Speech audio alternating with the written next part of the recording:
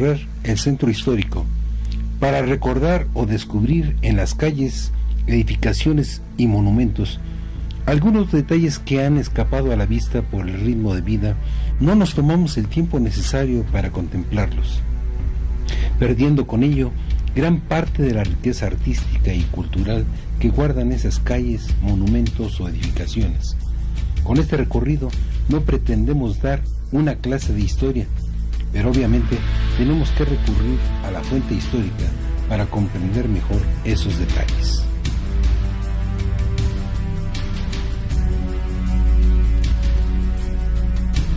En el siglo XII, diversos grupos provenientes del norte ingresaron al área de Mesoamérica.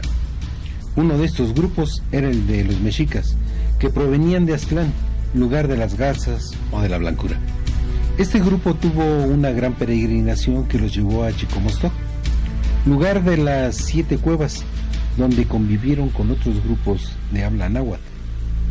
Otro lugar importante fue Coatepec, lugar de serpientes, donde los mexicas tuvieron una importante división interna. Pero además, este lugar fue muy importante porque ahí se hicieron de una divinidad propia que los distinguió de los demás pueblos de Mesoamérica.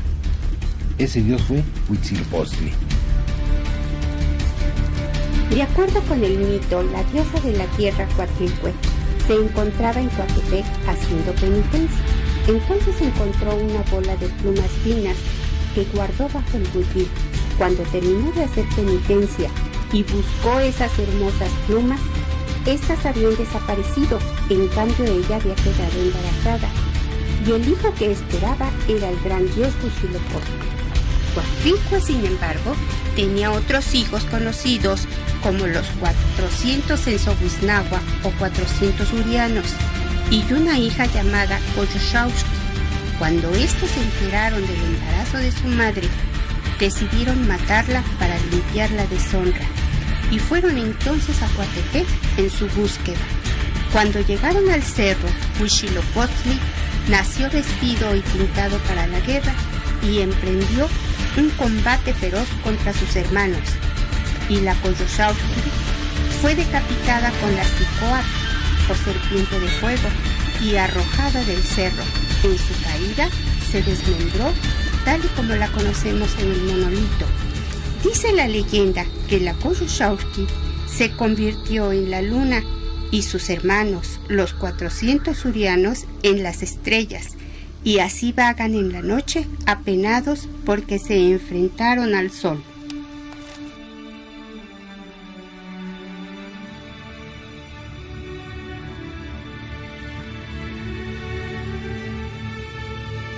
Bernal Díaz del Castillo escribió que antes de llegar al gran templo pasaron por una plaza más grande que la de Salamanca, y que entre los soldados que iban, algunos habían estado en Constantinopla, Roma y en toda Italia, y que estos decían que jamás habían estado en una plaza tan hermosa.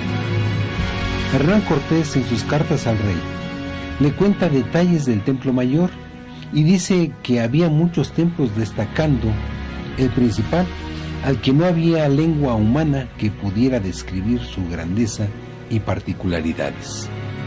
Remata diciendo que era más alto que la iglesia mayor.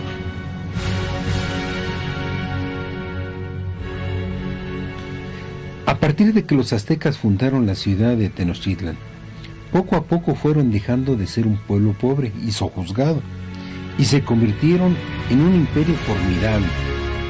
Obviamente con sus templos pasó lo mismo. Empezaron con un templo hecho de piedra y lodo, y a medida que tuvieron poder lo fueron agrandando. Arqueológicamente se han definido 7 ampliaciones o etapas, siempre una arriba de la otra, la última usando como base la anterior. Cuando los conquistadores llegaron, el Templo Mayor estaba en su esplendor, medía más de 45 metros y descansaba en una plataforma de 6.400 metros cuadrados. Los adoratorios corresponden a la etapa 2, que sería el año 1390 de nuestra era, y correspondería a los gobernantes Huitzilihuitl y Chimalpopoca realizar estas ampliaciones. El lado norte del Templo Mayor se encontraba dedicado al dios Tlaloc, que se identificaba por los círculos en los ojos y la lengua bípeda. El lado sur estaba dedicado al dios Huitzilopochtli, y la piedra de Tezontle que se ve era precisamente la piedra de sacrificios donde era recostada la persona que sería sacrificada.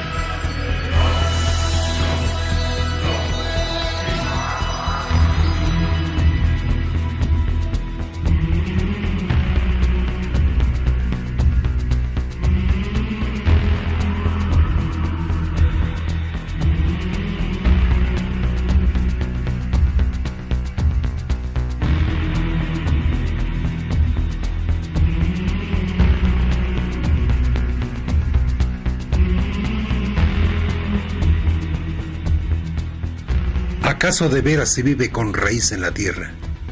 No para siempre en la tierra, solo un poco aquí.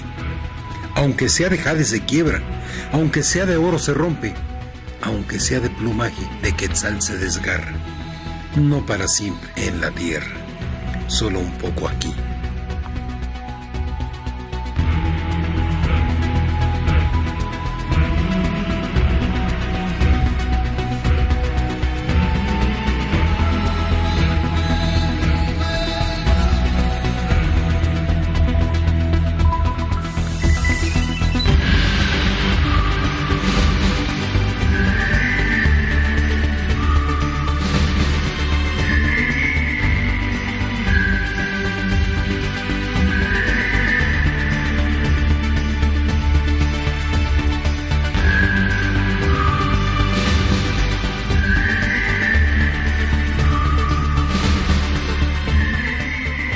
Pero un día todo se acabó.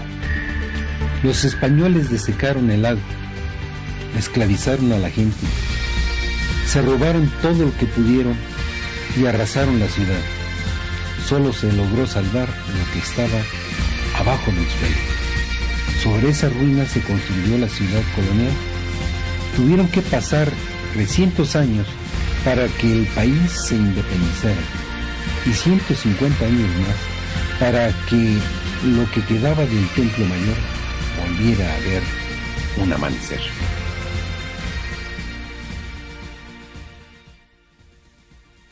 Saliendo del Templo Mayor, nos dirigimos a Catedral.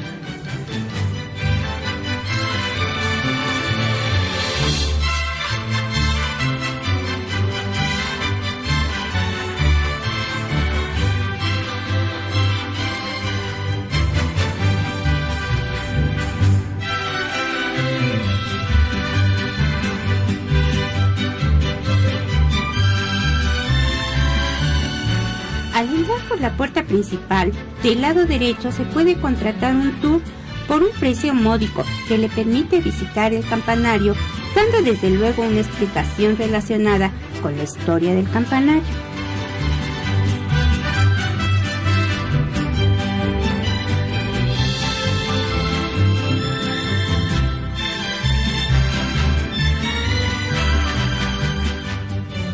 Todas las campanas son mexicanas y cuando son bendecidas por el obispo, les pone un nombre, por ejemplo, Santa María de la Asunción, popularmente conocida como Doña María, y pesa 7 toneladas. La catedral cuenta con 35 campanas, pero tiene capacidad para 90. En cada torre debe caberle 45, que no fue posible llenarlas.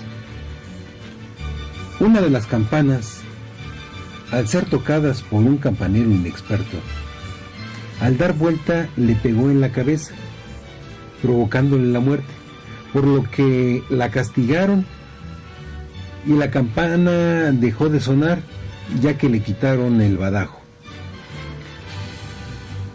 Al realizarse las exequias,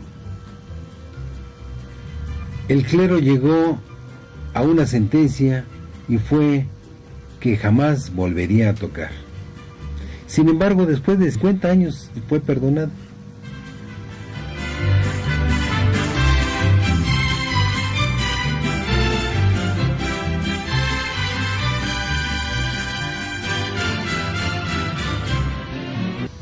El 17 de enero de 1969, hacia las 9 de la noche, se produjo un incendio en el interior de la catedral, originado por un cortocircuito y la falta de vigilancia nocturna.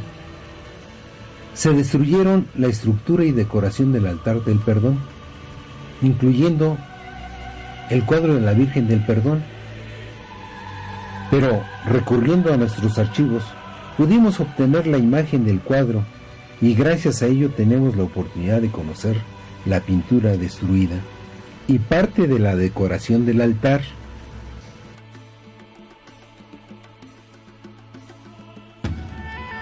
Oye, Teresa, ¿y qué sabes tú con relación al Cristo del Veneno que está precisamente en el altar del perdón? Pues mira, se dice que había una persona devota del Cristo que iba todos los días a rezarle al Cristo y le besaba los pies. Una persona que le tenía coraje y envidia pensó en poner veneno en los pies del Cristo para cuando la otra persona le besara los pies, ésta muriera. Y lo que sucedió fue que el Cristo se puso negro, pero la persona no murió. Y desde entonces le pusieron el Cristo del Veneno. La catedral tiene 5 naves. La central, de mayor altura, está techada con bóveda de cañón, con lunetos, y las procesionales con bóvedas caídas. Las naves laterales forman 7 capillas de cada lado. La más antigua tiene cubierta de crucería, igual que la sala capitular y la sacristía. El ábside, de forma poligonal, aloja un retablo de los reyes. El coro ocupa los entrecejes de la nave principal. Lo limita al norte la reja de Macao, hecha de tumbaga. Cabe aclararte que esto es una aleación de cobre, bronce y oro. Y al sur, el altar del perdón. Y sobre sus muros se levantan los órganos, uno traído de España y ensamblado en 1695, y el otro construido en México en 1735 por José de Nazaret. La sacristía tiene una sobria portada de estilo herreriano, terminada en 1623, y una techumbre gótica con las nervaduras doradas. En la segunda mitad del siglo XVIII se colocaron sobre los muros grandes pinturas, y dentro de ellas la coronación de la Virgen, que precisamente gracias a nuestros archivos podemos admirarla.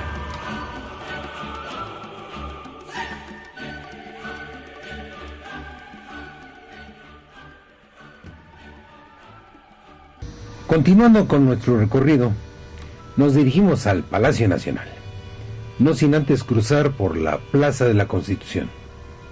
Esta plaza es conocida entre los mexicanos como Zócalo, ya que durante la época de la colonia se inició la construcción de un monumento en el centro de la plaza, pero nunca fue concluido por la Guerra de Independencia, quedando únicamente en la base del monumento o Zócalo, derivando de ahí su nombre. Durante la época prehispánica fue llamada Plaza Mayor, y desde entonces ha reducido sus dimensiones originales hasta llegar a las actuales, siendo la segunda más grande del mundo, después de la Plaza de Moscú. Su nombre actual se debe a la Constitución de Cádiz, firmada en la ciudad española de ese nombre en 1812. Los aztecas dividieron la ciudad de Tenochtitlan en 4 barrios o calpulis, siendo el centro precisamente la actual Plaza de la Constitución. A la caída del Imperio Azteca, Hernán Cortés ordena a Alonso García Bravo la nueva traza de la ciudad colonial, y este se basa en la misma traza para edificar el México virreinal. Algunos habían estado en Constantinopla, Roma y en toda Italia, y que estos decían que jamás habían estado en una plaza tan hermosa.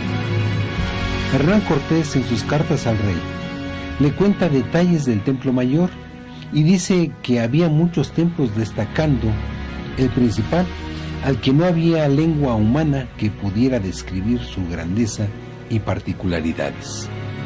Remata diciendo que era más alto que la iglesia mayor.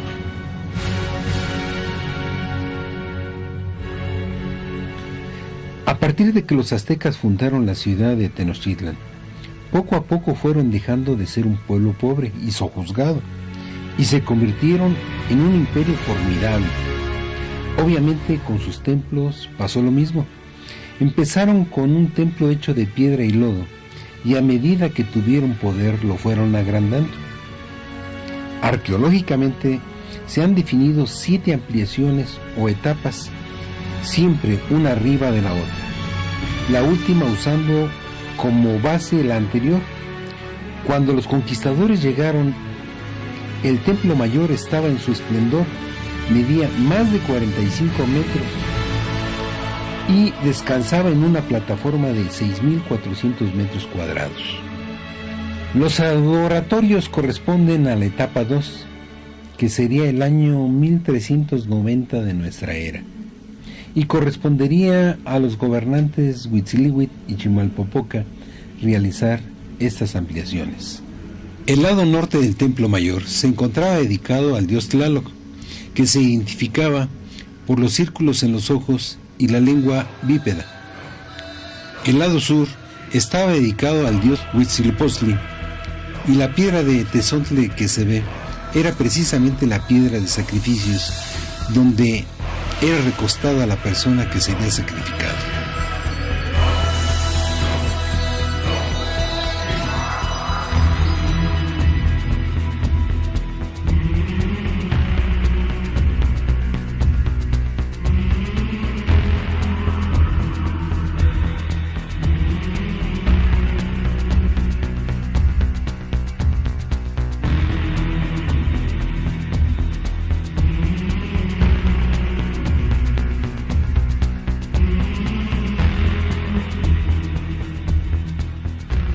¿Acaso de veras se vive con raíz en la tierra?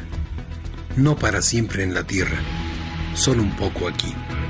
Aunque sea de jade se quiebra, aunque sea de oro se rompe, aunque sea de plumaje de quetzal se desgarra. No para siempre en la tierra, solo un poco aquí. La persona que sería sacrificada.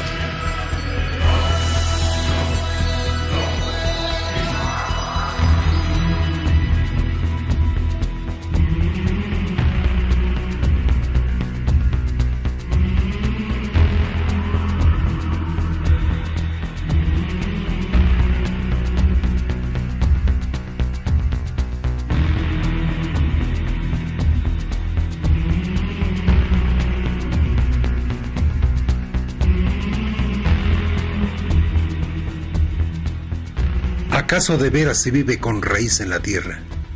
No para siempre en la tierra, solo un poco aquí. Aunque sea de jade se quiebra, aunque sea de oro se rompe, aunque sea de plumaje de quetzal se desgarra. No para siempre en la tierra, solo un poco aquí.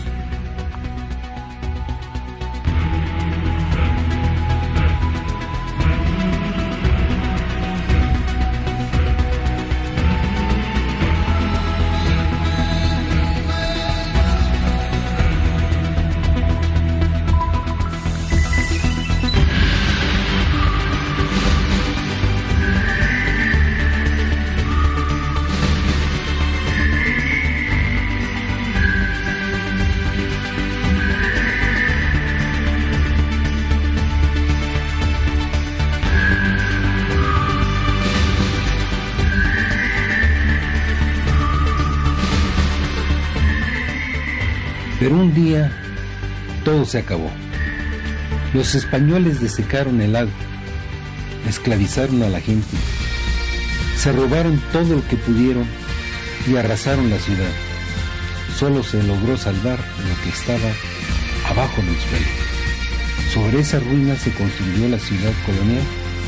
Tuvieron que pasar 300 años para que el país se independizara y 150 años más para que lo que quedaba del templo mayor volviera a ver un amanecer.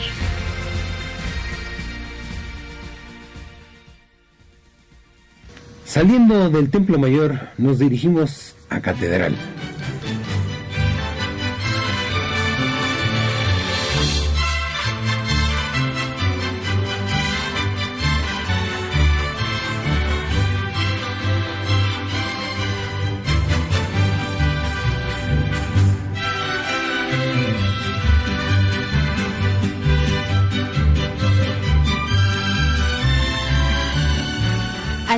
por la puerta principal, del lado derecho se puede contratar un tour por un precio módico que le permite visitar el campanario, dando desde luego edificaciones y monumentos.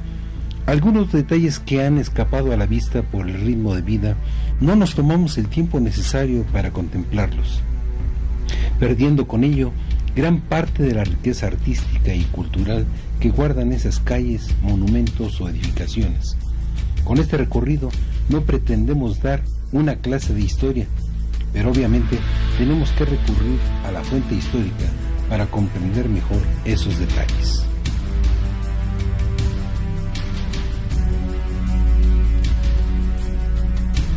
En el siglo XII, diversos grupos provenientes del norte ingresaron al área de Mesoamérica. Uno de estos grupos era el de los mexicas, que provenían de Aztlán, lugar de las garzas o de la blancura. Este grupo tuvo una gran peregrinación que los llevó a Chicomostoc, lugar de las 7 cuevas, donde convivieron con otros grupos de habla náhuatl. Otro lugar importante fue Coatepec, lugar de serpientes, donde los mexicas tuvieron una importante división interna. Pero además, este lugar fue muy importante porque ahí se hicieron de una divinidad propia que los distinguió de los demás pueblos de Mesoamérica. Ese dios fue Huitzilopochtli. De acuerdo con el mito, la diosa de la tierra Coatlicue se encontraba en Coatepec haciendo penitencia. Entonces encontró una bola de plumas finas que guardó bajo el huipil. Cuando terminó de hacer penitencia y buscó esas hermosas plumas, estas habían desaparecido. En cambio, ella había quedado embarazada, y el hijo que esperaba era el gran dios Huitzilopochtli. Coatlicue, sin embargo, tenía otros hijos conocidos como los 400 Ensohuiznahua o 400 Urianos, y una hija llamada Coyolxauhqui. Cuando estos se enteraron del embarazo de su madre, decidieron matarla para limpiar la deshonra, y fueron entonces a Coatepec en su búsqueda. Cuando llegaron al cerro, Huitzilopochtli nació vestido y pintado para la guerra y emprendió un combate feroz contra sus hermanos, y la Coyolxauhqui fue decapitada con la Xicoatl, o serpiente de fuego, y arrojada del cerro. En su caída se desmembró tal y como la conocemos en el monolito. Dice la leyenda que la Coyolxauhqui se convirtió en la luna y sus hermanos, los 400 Urianos, en las estrellas, y así vagan en la noche apenados porque se enfrentaron al sol.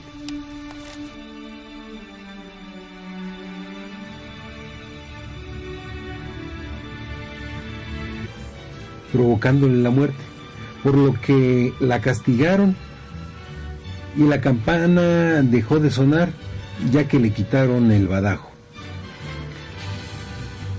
Al realizarse las exequias, el clero llegó a una sentencia y fue que jamás volvería a tocar. Sin embargo, después de 50 años fue perdonado.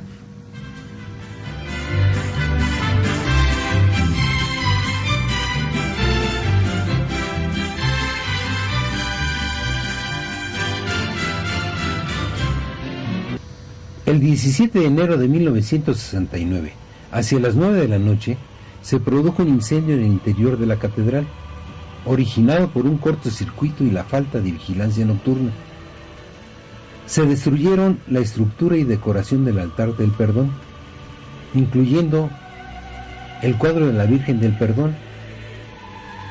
Pero, recurriendo a nuestros archivos, pudimos obtener la imagen del cuadro, y gracias a ello tenemos la oportunidad de conocer la pintura destruida y parte de la decoración del altar.